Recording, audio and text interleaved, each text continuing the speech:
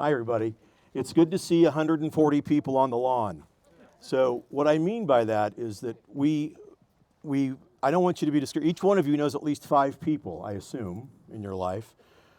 I did the quick math. English was my favorite subject, math was not, but even I can do the quick math. There's about 145, 150 people if we all count the 5 people who we know and who we're going to share this with tonight.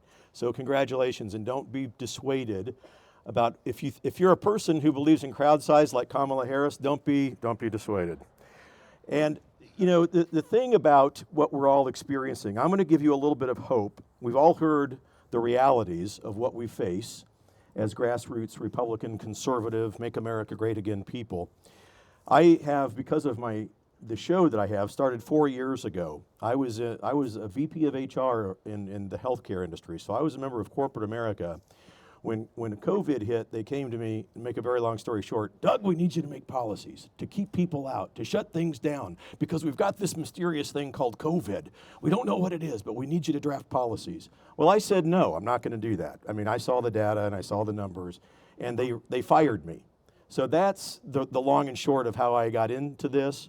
And as a result of the show, General Flynn, President Trump, Glenn Beck, and others, and I'm going to share with you some of the things just last week with President Trump that I have heard in meetings with these people, because I think it needs to be said, and I think that we also need to put it in context with regards to what we're fighting against. And Kelly, by the way, I've got a great idea for a shirt. When you said get the filth out, get the F out. Great shirt, filth in big letters right underneath. I think it's a great idea. You can call me later. I'll have my people get with your people. You know, a lot of people think that in 2020, this whole thing was sprung upon us with the theft of an American presidential election, right? All of a sudden, grassroots conservatives across the country go, what in the heck just happened? I went to bed and Trump was in the lead. I wake up and he's lost. What happened? So in 1897, 127, 128, and 29 years ago, 3 people, all of whom were self-avowed socialists, John Rockefeller, John Dewey, Andrew Carnegie, very wealthy people got together and decided to go after the educational institutions in America because that's where they needed to begin to infiltrate and take over the republic. And so they went to these educational institutions across the country and offered them their vast amounts of money. And since when have we ever heard of an educational institution who turned down money, right? So of course they took it and they said, well, the only condition is that you've got to implement our curriculum within your schools. And believe it or not, in 1897, in the early 1900s, words like homosexual and transgender were being used. And that's what they wanted. So they began to infiltrate education systems. They did it in the celebrity class. They did it obviously in the media. And so here we are today. So this is a nightmare. We are in a nightmare. Now the good news about this is that everybody wakes up from nightmares. And what we are experiencing in America today is the greatest reawakening to the divine providence of God that this republic has ever seen. And I mean even including the times of the founding fathers. This nightmare has caused so many people to wake up to what is going on. Imagine, you look at this radical left movement in America. The Democrat Party, my friends, does not exist anymore. The Democrat Party of John F. Kennedy, I mean, for goodness sakes, the Democrat Party of Bill Clinton doesn't even exist anymore. They have combined communism, socialism, fascism, Marx, all the isms. They've combined them. I call it the commu-socialist party. That's what they are. And evidence of the obvious is clear. They are not a pro-America political party. Everything, and words are important. My intro, English, I loved it. Words matter. Everything they do, every policy, every platform, every piece of politic that they put forth creates chaos and crisis. And you see this with your children and what they do in this building and what they do in school libraries. Chaos and crisis in the mind of the radical liberal does one thing really well in their opinion, and that is that chaos and crisis tends to drive people to think that they need the big government to swoop in and take care of them. So you will see them do things like at the southern border, which is the most drastic example of what chaos and crisis looks like, and they'll do things like not respond to hurricanes because they want chaos and crisis, or they won't prosecute violent criminals with extreme prejudice because they want them back on the streets. Just ask Kamala Harris and Tim Walz, who in Minnesota, Kamala Harris sets up funding mechanisms back in the summer of love. Remember during the riots in Minnesota? Tim Walz let it go on for 3 or 4 days before he took action. Kamala Harris actually set up funding mechanisms so that the anarchists who were arrested could get back on the streets and continue their work. This is what we're up against. Now, the good news is the reawakening, and that's you. You are the remnant, and you are the ones who are bringing this thing back. We conservatives, if we're honest with each other, have not been thoroughly enough involved in our local levels of government for about 126 years. I mean, we've done great things as conservatives. We've raised families with American traditional, and when I say American traditional values, I mean Christian traditional values, which is the same thing. And we've gone to great wars and we've won them. We've tried to work and provide for our families, but we have not been involved like this. And as a result, it's slipped away from us. The Republic has. And now the good news again is that we're the majority. There's far much more of us than there are of them, and we're going to prevail.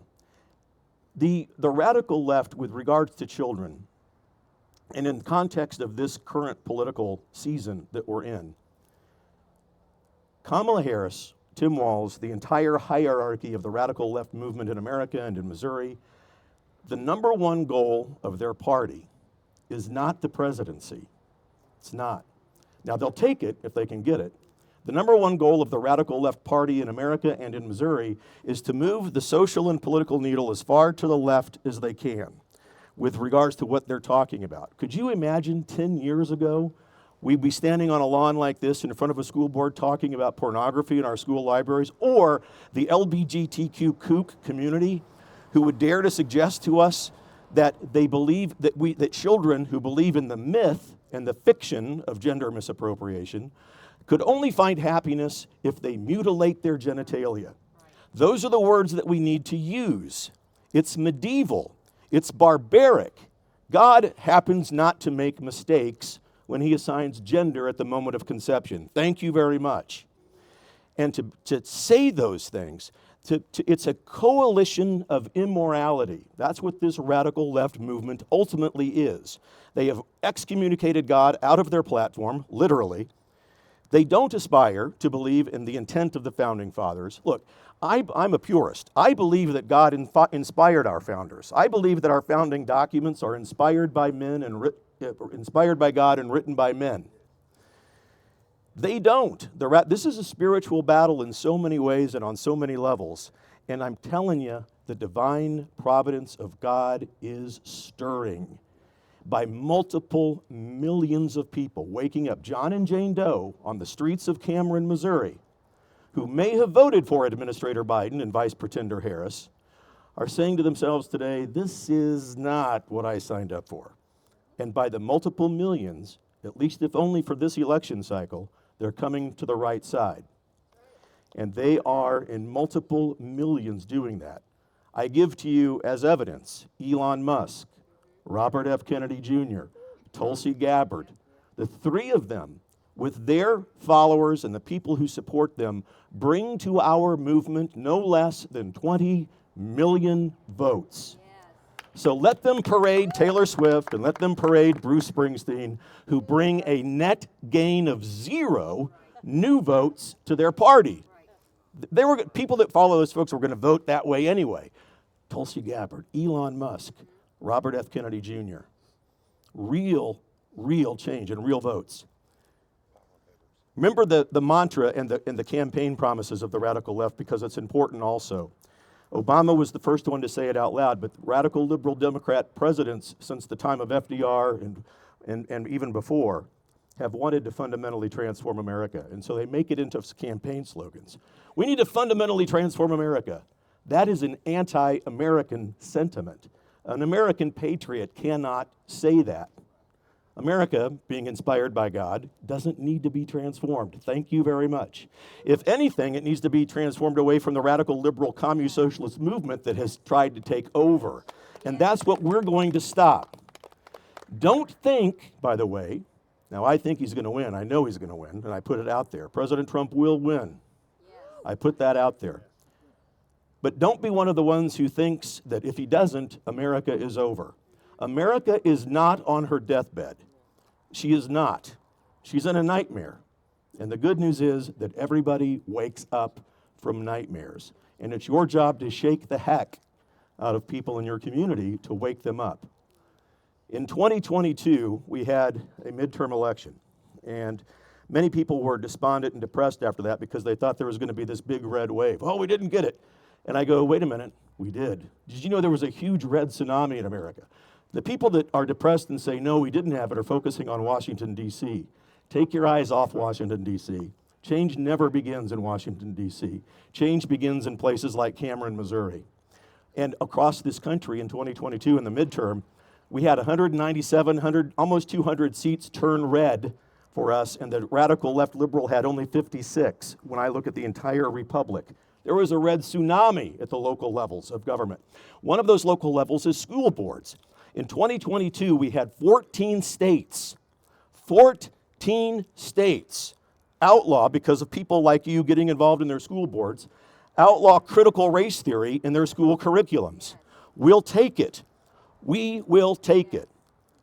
And then convince people that they're, what I say, determined patriotism, doing the hard work of it all, standing in line at a school board meeting, waiting 3 hours to speak. I don't want to do it, Doug, it's an inconvenience. Well, excuse me. Was it an inconvenience for our 56 founding fathers who signed the Declaration of Independence when they were threatened of loss, home, of life, wives, children, and property? Was it an inconvenience when our military men and women went to the battlefield to defend your right to stand in this line? Let's talk about inconvenience. That's what it takes, determined patriotism. And it's the same thing about election and voting. I don't want to vote in a rigged system, Doug. You can't vote yourself out of a rigged system. I'm done with it. They're going to steal it. That's a snowflake. That's a wimp. That's a wussified person. It's not a determined patriot. Conservatives have one thing to their advantage, and that is that in the times of challenge, tragedy, and adversity, much like what we're in now, we see and we know that blessings are waiting to be born by the truckful. And so we persevere. We will vote. We always show up, preferably on Election Day. I know there's a lot of people that have been seduced by the convenience of early voting. I urge you to do what God inspired and the founders codified and go vote on Election Day. I know that even President Trump, I disagree with him, and I've told him, because he's to go vote early. I just have a bad feeling until we get rid of these electronic machines. It seems to me like if I've got 5,000 votes in this electronic machine that could be hacked, the enemies will know, gee, we need 5,000 votes.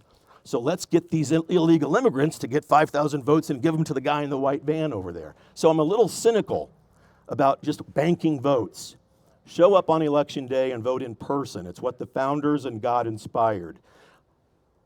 Finally, this thought.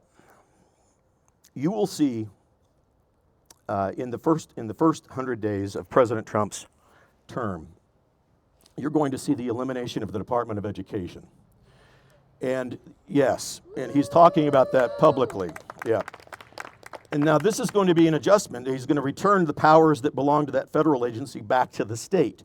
Now you're going to have to wrangle in the state of Missouri with people who don't agree with you, and to get, leverage yourself to control the pathway of education and the control of education for your children. It'll be like but that's where it belongs, in the states. The federal government has no business talking to us and guiding us about our children's education, just like it has no business either giving permission or taking away the right for an abortion. It belongs at the state level. Trump is exactly right about that. We can't have the Supreme Court interpret the Constitution and say, no more national allowances of abortion, and then claim that they can implement a ban on abortion. It doesn't work that way. It's supposed to be done in the states. So we're going to have to get to work on that issue as well. Life is always a winning issue for us, and so are our children. We automatically have the moral high ground with all of that. We might need to rebrand it and repackage it with regards to our promises to women, taking care of the women and their children, and holding men accountable to their roles of fatherhood. But we must be determined in our patriotism. This is the only way that we prevail. There will be good days and bad. There will be good election seasons and bad. We're not going to get out of this in 2024. We've got a lot of work to do. It's taken 127 years for them to take it away from us. It's going to take a little bit more. Now, the good news is we're smarter than liberals. We're also better looking, but that's a whole other story. We will prevail. We will prevail. We are the only major American political party that believes in the divine inspiration of God and the intent of the founding fathers. The radical liberals cannot claim that. And we know that in the end, we will prevail. We did it in Missouri. Do you all remember this at the convention in Milwaukee? Maisie remembers. There was a radical group of rhinos that tried to take away her position and others on the committees. And we prevailed. We the people got it done. And so that's how we do it. And that's an example of how we prevail. You will win. Now, Cameron, is there anybody here on the school board, by the way? Anybody here tonight who serves on the school board? They were all invited to come, and nobody said. They were all invited to come. But do we have any of our guys on the school board in Cameron, Missouri? Tried. All right, not yet. That's the key word, Lonnie, yet. So we'll get that done. I am with you. If you all need anything at all, I'm at your service. I have a conference coming up in Branson, Missouri on December 13th and 14th. I would love to have you all come. It'll be specifically about teaching and training and inspiring and motivating people to get back into their local levels in Missouri to reclaim the republic at their local levels. We'll have Tom Holman from the former director of ICE, Eric Trump. We'll have Mike Lindell and several podcasters and so forth from the country. December 13th and 14th. It'll also be a time where we're going to celebrate the victory of President Trump. Again, putting that out there. Thank you very much. And I'd be happy to give you information. Stay the course. Be hopeful. We're going to win this thing. The radical left movement in America is done. President Trump, the internal polling at in their liberal camps, do you know why they're bringing out Barack Obama and Bill Clinton? Because Kamala's tanking. Nobody likes her. Nobody likes her. Nobody's ever liked her. And Trump is winning in every swing state. So not to make anybody overconfident or confident or complacent, but there's a landslide coming. And it's going to be your voices that make it happen. Stay involved, get it done, determined patriotism. And we're going to take it back. God bless you all. Thank you.